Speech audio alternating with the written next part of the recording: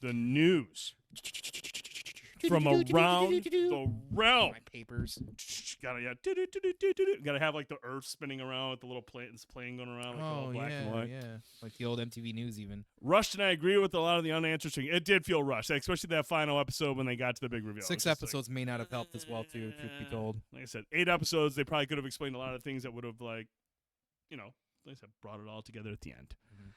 Tone, just got a couple of topics to talk. So last week, or the previous show, we talked about Xbox has a big reveal. They're going to talk about their business update and how they're going to handle their business going forward and address all the rumors that Xbox is going third party. Couple of weeks of people losing their absolute shit. Going publisher, and they're abandoning hardware, and all the fucking influencers and goofy-ass fucking Xbox people are just like, fuck you, Xbox. You guys are scumbags. It's like, okay. Burning controllers and whatnot. Yeah, I mean, just absurd behavior.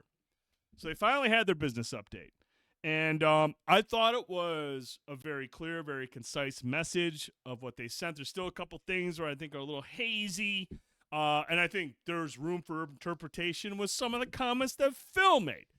But so basically, this was about a 30, 40-minute little interview where they had Phil Spencer, Sarah Bond, and Matt Booty from Xbox. Booty. And they were just kind of addressing the rumors. And the biggest news was that Xbox confirmation that 4 games will be going multi-platform. It's still pretty big fucking news. It's big news. These are first-party Xbox games that are going multi-platform.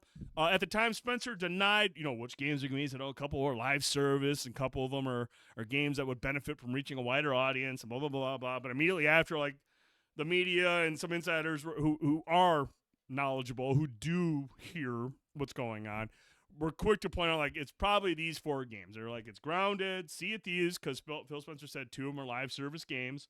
And those are games that do benefit from large audiences. You want as many people in those games as possible, so it thrives.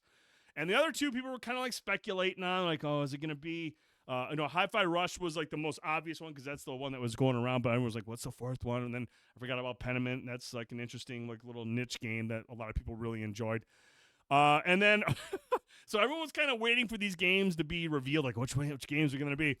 And like Nintendo had a direct today, and they showed off some of these games, and they just had these real, like, kind of like this sizzle reel. And they're like, here's fucking Grounded coming on April 30th or April 16th, and Pentiment, and then they just moved on to the other side. I was like, so the direct is just gonna. They're just going to announce Xbox's games that are coming to the Switch. It sounds like Nintendo, very protective of their own shit. Yeah, and so shortly after that direct, we finally got confirmation. These are, in fact, the 4 games that are coming to other consoles, PlayStation, and Nintendo Switch. So, Tone, let's see. Yeah. We've got 4 games. 4 of them are going to PS5. 2 of them are going to Nintendo Switch. Right. Beginning tomorrow, Pentiment Interesting. will be available on Nintendo Switch and PlayStation 4 and 5. And then next month, the game that I'm really excited about, March 19th, Hi-Fi Rush from Tango Gameworks is coming to PlayStation 5. Very cool. And then in April, Grounded will be coming to PlayStation 5 and Nintendo Switch. And then on April 30th, Sea of Thieves. Now, Sea of Thieves is a game that I played a little bit of. I do think it's kind of a cool game. And I also know this game has changed considerably since the last time that I've kind of gone in and played it. So I'll be kind of curious to see how much it has changed. But here's the thing, Tone. I have Game Pass. I have no interest in buying any of these games again. Right. However, there is one game that I am going to consider grabbing because I don't have enough Xboxes around to play Grounded because my kids would fucking love Grounded. They like they play Minecraft a lot, and Grounded in a way is sort of similar to Minecraft. It's a survival game. You're building stuff. You're battling. So that's something I might look at on either the Switch or the PlayStation 5 so I can log in over here. They can play over there, and I can play with my kids. So Grounded is something that I'm really curious about. But, I mean, now you do not have Game Pass right now. Correct. If you were, do any of these games stand out to you that you'd be like, I would actually pick that up on PlayStation? I mean, I actually never did get a chance to play Grounded. I think I was still going through so much last year while everybody was onto that for a week, and then I thought it looked great. I've dabbled in Sea of Thieves numerous times. I'm out of my element. Need somebody to tell me what the fuck I'm doing because it is an open world sandbox that just does not, no pun intended, point you into the right direction every time. But that's kind of part of the allure of it as well too. So I don't know that I would jump back into Sea of Thieves necessarily. I didn't finish Hi-Fi Rush, so I might consider that as well too. But Hi-Fi Rush is fucking amazing. Yeah. So between that and Grounded, I feel like would be the two that, being that I don't have Game Pass right now and I'm not playing, on Xbox currently, that I might consider. But I also feel like because I have, some form of footing with Xbox and the ecosystem there, that if I really want to pay them instead of paying full price, I just turn that on for, $15 or whatever it is.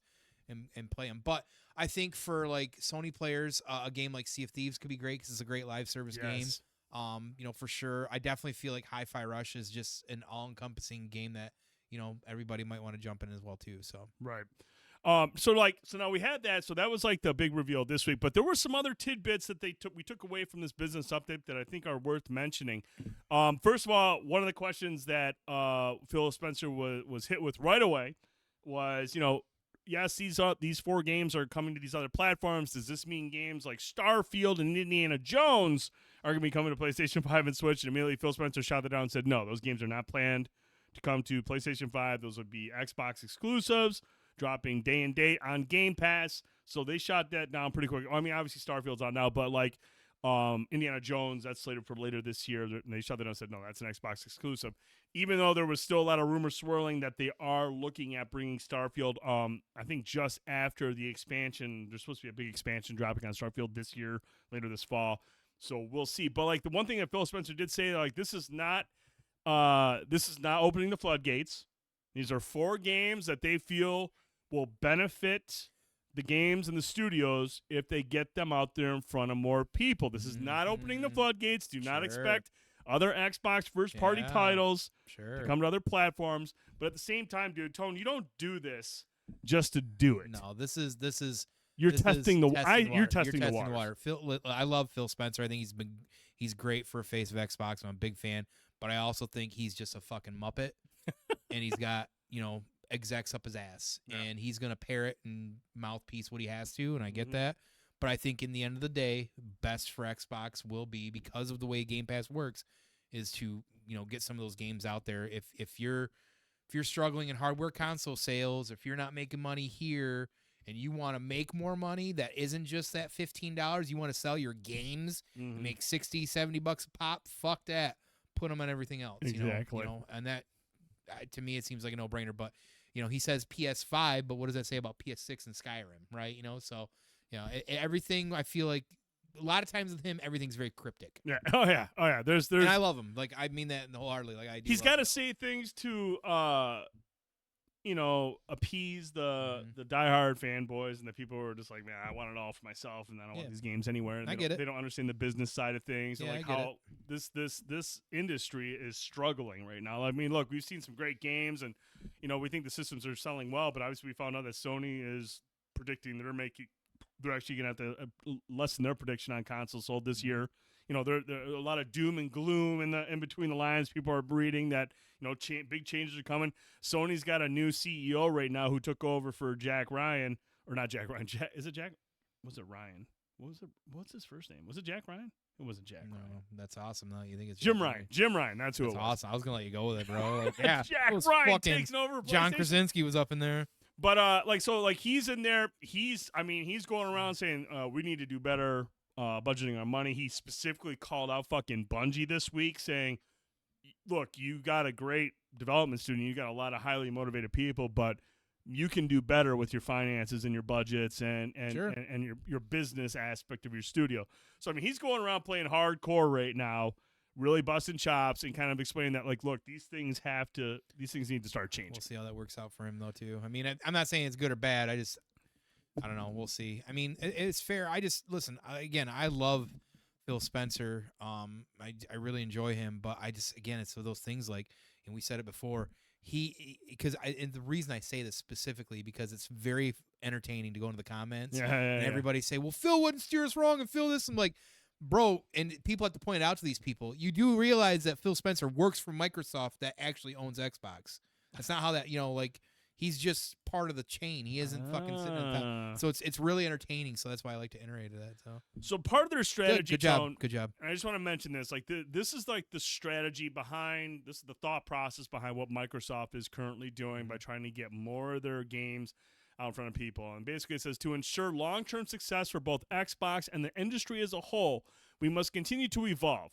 Today, we announced that we will expand the communities we reach. We are currently in the process of bringing 4 Xbox games to other platforms. These titles, which have been available to Xbox players for at least a year, including hidden gems that deserve to be experienced more widely, and live service games whose communities will benefit from welcoming even more players. We will share more details on these titles. By bringing these games to more players, we not only expand the reach and impact of those titles, but this will allow us to invest in either future versions of these games or elsewhere in our first-party portfolio. There is no fundamental change to our approach on exclusivity. That's money. And what I think this is gonna, and I think what they're gonna ultimately get to, or what they're trying to get to, is I think they understand what PlayStation does with their games. Multiplayer stuff, co-op stuff like Helldivers and all that shit going forward will be day and date on PC and PlayStation 5 or PlayStation 6 or whatever. They're going to go PC right away for anything multiplayer or co-op because why not? Mm-hmm. More people can play together. That's an easy choice. And then their single-player stuff, they typically wait 2 years. So like The Last of Us 2 or Spider-Man, they waited 2 years. They bring it on PC. That's right. I think Xbox is going to do the same thing. I think they're going to look at the sales for these 4 games, see how well they do, see that they can push these games off for $50, $60, $70, and people on other platforms are buying it, which helps the studio sustain themselves. Yep, money. And then what ultimately they'll do is because right now they're still pushing it. Xbox is Game Pass is what makes Xbox special. You get all our big titles day and date, day one, right there. It's there for you. That's a huge draw because believe it or not, Tone, that's the reason why I have Xbox Game Pass, because I want those games day one. Mm-hmm. I don't want to wait 2 years to play a fucking game when people are talking about it and getting hyped. So like it's just like I want that game day one. But, like, what they can do is they can sit there and release Starfield, and they can do Indiana Jones, and then wait a year or 2 years, and then bring it to PS5 and Switch 2 or whatever the fuck they bring him to. I think ultimately that's their goal. Put it out on Game Pass, let a year or two go by, put it on other platforms. Everyone's like, well, I want to play that game. I want to buy it on PS6 or PS5 or whatever. Mm-hmm. So I think that's ultimately going to be their goal. I don't think it's going to open the floodgates. I don't think they're going to start releasing a bunch of games. But if these sales do well, and then they can see how much their studios can be sustained with the extra revenue. Will evolve. That's just how it's going to be. You keep seeing PS6. When is that coming out? I mean, I think we're still a ways out on PS6. I mean, at the very minimum, I'd say 2008, 2009. I still think we're a ways off on the PS6. Yeah, we're about halfway through a cycle right now. So, and there's even more rumors that a PS5 Pro is going to be targeting the end of this year. I mean, there's still a lot of rumors brewing. You're going to PS5 Pro. One. I'll fucking sell all the ones I have now. I'll sell everything I have now and just get that. This guy over here. Hey man, I'm a tech whore. I don't just go out and buy it. I trade shit in for it. You got to figure out how to get me one of these Dune popcorn buckets, bro. I'm telling you. I don't know about that one, man. But then the last thing, obviously, they talked about games, they talked about the strategy, but this little nugget here was pretty interesting. Xbox hardware. Because obviously that's one thing everyone thought Xbox was getting out of the hardware business. This was the thing. Xbox hardware will also continue to be a flagship experience for players and for game developers to launch games on with a robust and innovative multi-year hardware roadmap, including more console and controller options for you this holiday. And then Sarah Bond went on to say that, we are working on the next iteration of Xbox, a next-gen version of Xbox, and it'll be a significant leap. One of the biggest leaps and advancements ever seen in console gaming. So a lot of hyperbole there. Let's talk about how fucking powerful it's going to be. Get that conversation going.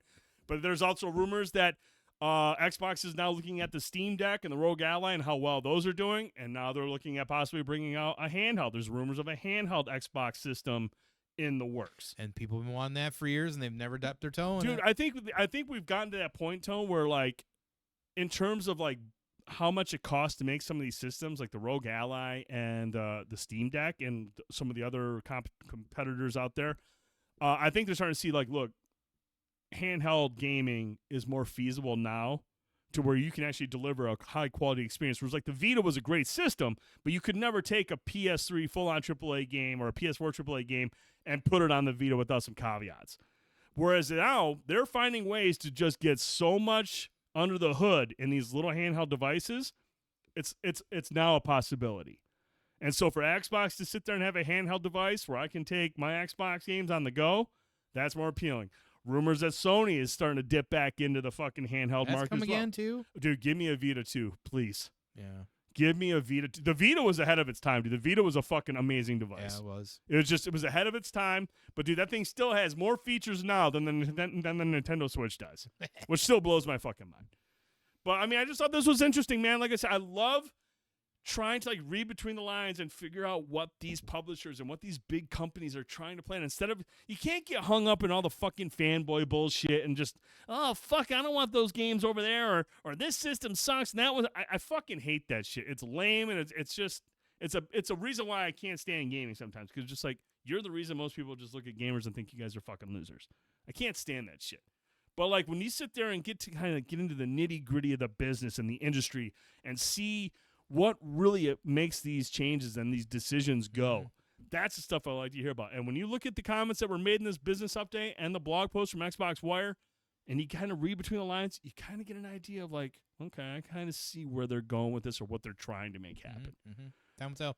So really, really interesting stuff. But no, man, I think I will probably pick up Grounded when that comes out, because I think my kids will fucking love that. Right. And I love the fact that, you know, again, that's how I feel about Helldivers too, man. I really hope that once they get things figured out and Arrowhead can grow, I want them to bring Helldivers to Xbox and Switch and everywhere, because that is a game that is it's got a fucking meta game built into it, and it requires a lot of people to play and succeed. So you're trying to like get everybody in there.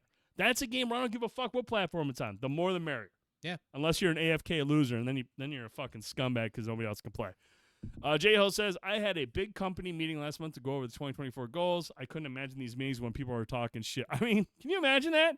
If you had like a bunch of fucking children or adults acting like children in a meeting, like just getting like butthurt over decisions that are being made to help a business stay sustainable because of some sort of brand loyalty. Yeah, because they fucking want to make love to a fucking box. It's just like, dude, get out of here with that shit. Yeah. But no, really interesting. I thought it was a very, very cool update. And like I said, a lot of the news that came out of that and some of the articles that have come out since then and some more of the rumors that have come out, it's really kind of cool to kind of piece things together to see where they're going with this. Yeah. Other bit of news, Tom. We're going to a little bit of movie news. I don't even know if we expected this movie to be this bad. I mean, I knew it wasn't going to be good. When Dakota Johnson comes out and says, man, I don't even know how this fucking movie's going to be. I mean, after seeing Venom 2 and Morbius in the theaters, I can't say I'm fully surprised, but at how bad this movie, like, I mean, listen, again, everything's subjective, right? Like, absolutely. Critic reviews, people reviews, it's a lot all over the place when it comes to a lot of things. But I can tell you from what I've seen so far with this, it is just not critics saying this movie's fucking trash. It's fucking audiences. Like, this is no bueno. Not good. Tone, this movie opened on President's Day, where Monday and a lot of people weren't working. And this thing came in second place this week, losing to Bob Marley, pulling in $17.6 million over a holiday weekend, and the sixth lowest Marvel opening ever. That right there, what is written there is and I know this is you just probably reading what's out there, saying sixth lowest Marvel opening. The problem is that the general audience, some people out there, don't realize that there's a distinction between a Sony Marvel film based off of something in the Spider-Man universe and an MCU film. Don't get me wrong, the MCU's got its own problems. Draw the line there. And you're about to get into that. But that wasn't the only title, Tone. Not only was it the sixth lowest Marvel opening ever, okay? It's the worst opening for any Spider-Man universe movie. The worst opening. And it claimed another unwanted title as it became the first Marvel-based movie since Fox's Fantastic Four reboot in 2015 to not open at number one at the box office. Well, shit. Which lost to a Mission Impossible Rogue Nation, which I understand that. Okay. But it was Fantastic Four. But this is, by all accounts, Tone, one of the most dismal outings for a Marvel property in quite some time. Yeah.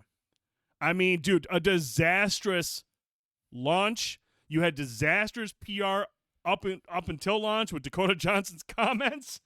And then after the movie came out, she's gone on record saying that the script that she was given at when she was first approached for this movie is completely different than the movie that they shot. Which is not what didn't they say that Morbius saw something too? I tried to forget everything about Morbius. Right. Yeah. All I know is that this movie, by all accounts, from day one of production to wrap, was a fucking unmitigated disaster. Mm-hmm.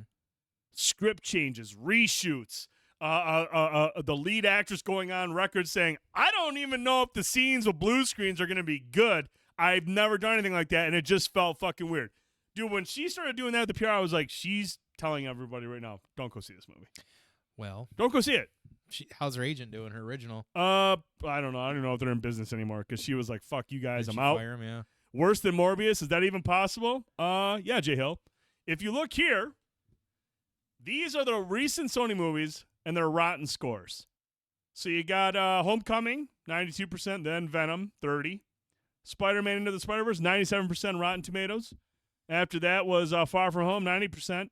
You got Morbius here at 15%, and then Critical Bomb, Madam Web at 13%. You want to know No, that's just critics. Obviously, I have to see it for myself, which I don't want to at this point. I don't want to put myself through that, but I'll watch it at some point. I'm not paying for it because I'm not going to the theater to see it.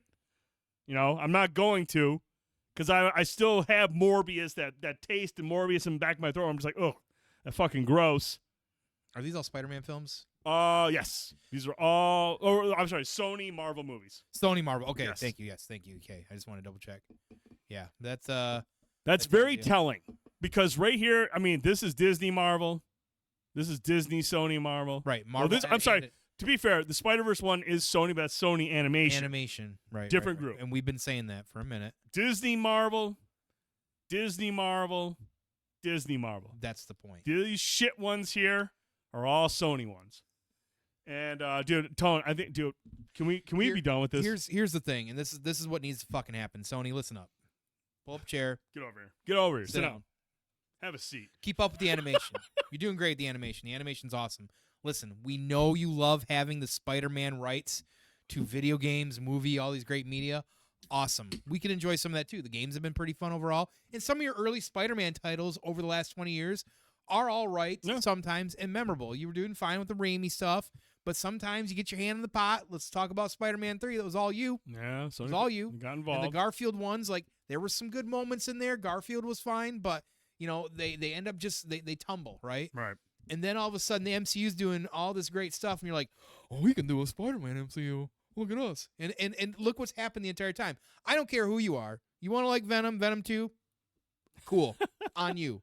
But Venom 1 is okay at best. Mm-hmm. And the only reason it's savable is because Tom Hardy in some way. Yep. And honestly, the Venom symbiote looks cool and is entertaining, but the story's trash overall.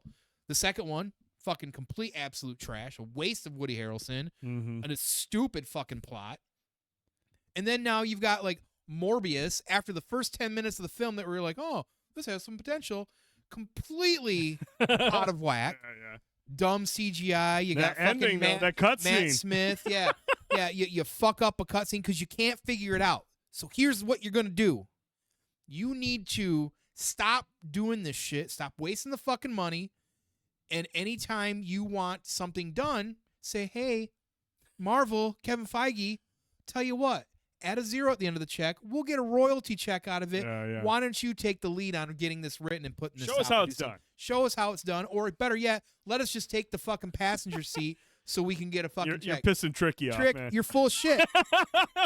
You're absolutely full of shit. Hey, man, he's got an opinion. He thought Morbius was good, man. He had a good time with the When's the last time you fucking watched that? Yeah, did you actually Were buy you- it on were you digital? high? That's what I want to know. Did you buy it on Were you digital? high? Did you pirate it? I want to know right now. Have you paid for it on digital? Yes or no? Last week, what was it on sale because Madam Web was coming out? Hey, buy fucking Morbius for $3.99. Do you walk Was it into- on sale for like $5? Tell me right now. Getting you. I want to know. Ya. It's free. See, man, he didn't buy it. He has no interest. He just watched it again for the first time in like 2 years. Sony, this is the guy you want to hire and just bring on in and let him walk into the kitchen. He's going to grab a rolling pin and bust himself in the nuts. I can't explain.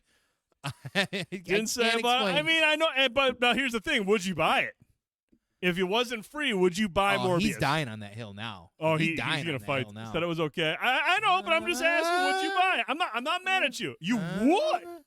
Okay. Hey man, I respect the guy. He sticks to his guns. There you go. He's dying on the hill. That's fine. I get it. I love it, man. I think it's good. I had you changed your mind there, I would have roasted you, but you stuck to your guns, and I respect that. Yeah, I Sony at the end of the day, all jokes aside, they really, really need to have Marvel take the lead on it.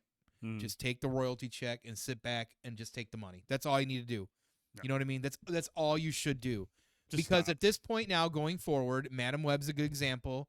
And I said it after Venom 2. I am no longer going to spend any money on a Sony-made live action Marvel film.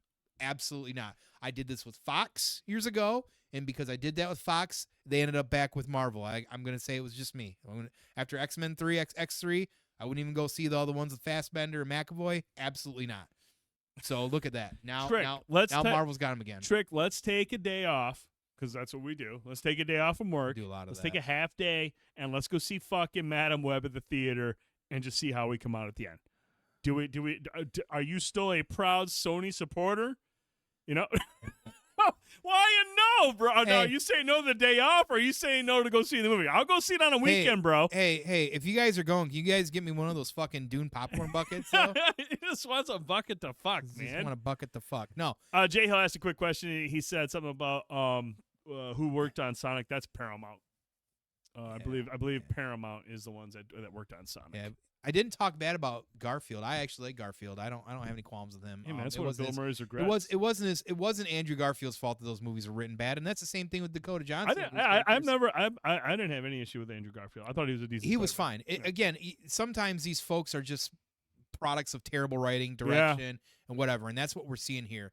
I mean, listen, again, everything's subjective. By all accounts, Dakota Johnson is considered a good actress. Right, and again, as being as subjective as he can, like, you still have to look at these and kind of wonder what's the common denominator. Right. You know what I mean?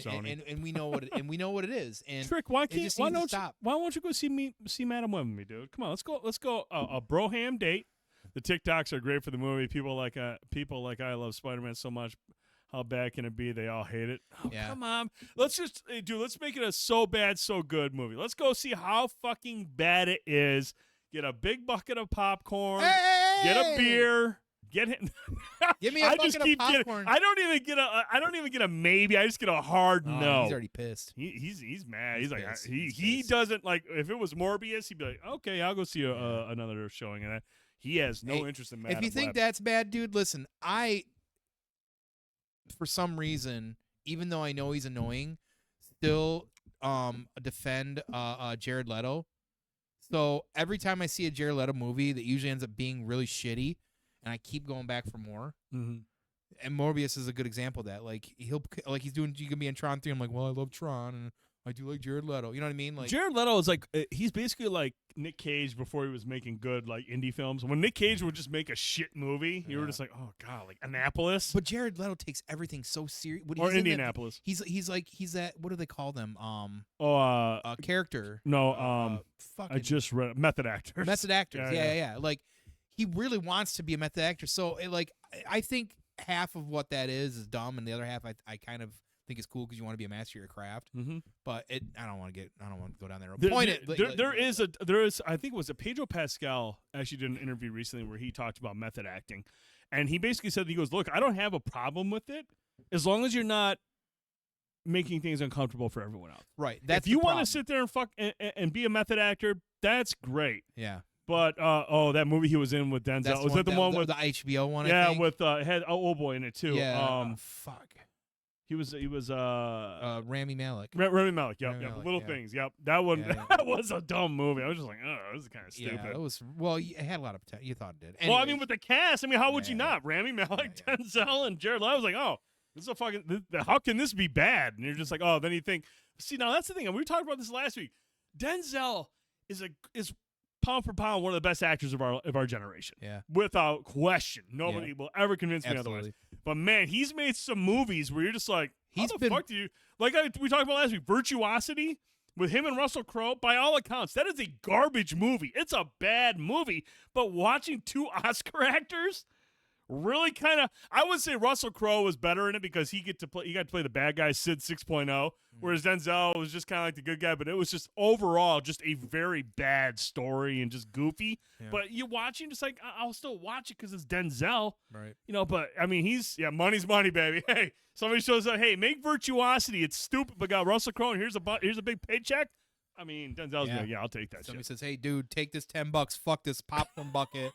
In the theater, going back to the bucket. He's a good actor, just does shitty movies. Absolutely, and that's. But at the same time, I will never sit there and say, "Man, Jared Leto really kind of phoned it in." I can't, in good conscience, say he phoned it in. He's committed to his craft. That's why, that's the one thing about Morbius. Regardless of how shitty the CGI is, he was good. How dumb that dance Matt Smith was doing. How shitty the fucking plot was. I almost how walked shitty that fucking movie was. How shitty the ending was. Jared Leto was committed to that fucking role. Dude, when Matt Smith started doing that dance, I literally almost went to him. I'm out. Yeah, I know. You were. I was seriously like, you were I pissed. I was embarrassed for Matt Smith. Yeah. I'm sitting there going, oh, my God. Who thought that was a good fucking idea? Leto was fine. The other guy was awful. That's the thing. Matt Smith is, by all accounts, he's a good actor. He's a highly regarded actor. Highly regarded fucking actor. But, the material he was given and the way he tried to, salvage it, I mean, I literally almost got It was walked Tobey out. Maguire's Spider-Man 3 cringe dance. That was it. Dude, that's the biggest comparison I ever made. I was like, when he did this, I was like, I've seen this before in Spider-Man 3, and I literally almost told you, I'm out, dude. Yeah. I sat there just because you were there and you were like, I'm going to fuck this bucket. And I was like, no, he's not. Yeah, listen, I know we troll you, Trick, but you got us talking about it. Look at you. Yeah, Trick, that's what he does, man. He knows how all these Morbin points now. It's Morbin time. All right, get the fuck out of here. All right, we're moving on, Tone. God damn it. We've got a quartet of trailers. I'm ready for some. And two of these trailers are inspired by Jay Hill, and I hate him for it. But we're going to get to these first two trailers before we get to those. This first one is a little bit longer. I actually didn't play much of Elden Ring. I am not an Elden Ring player. I'm not a fucking Souls player. Yeah, but I will always give From Software the highest points. A lot of respect for how their games look and how fucking well received they are. They just know how to make a great game. Actually, what happened with that one for sure is that the Sony wanted extra action figures. They wanted Venom, right? They forced Venom into. They forced Venom in. Yeah, originally supposed to be just Sandman. The two movies done by Raimi prior had a central focus villain, and in the end, it was Sony, because Sam Raimi will talk about that because that movie got shit on so bad. They want to blame Sam for that, and I defend this till the day I die. It was not Sam Raimi's fault. They wanted him to shove all this extra shit in there, including the Green Goblin 2.0 Mountain Dew version, and he took another 0 on it. And that's why, if you look at the spots with Sandman, they're really good character development and good story. The other shit was just doesn't even feel like it belongs there. It was a clown show. He did it on purpose to give him the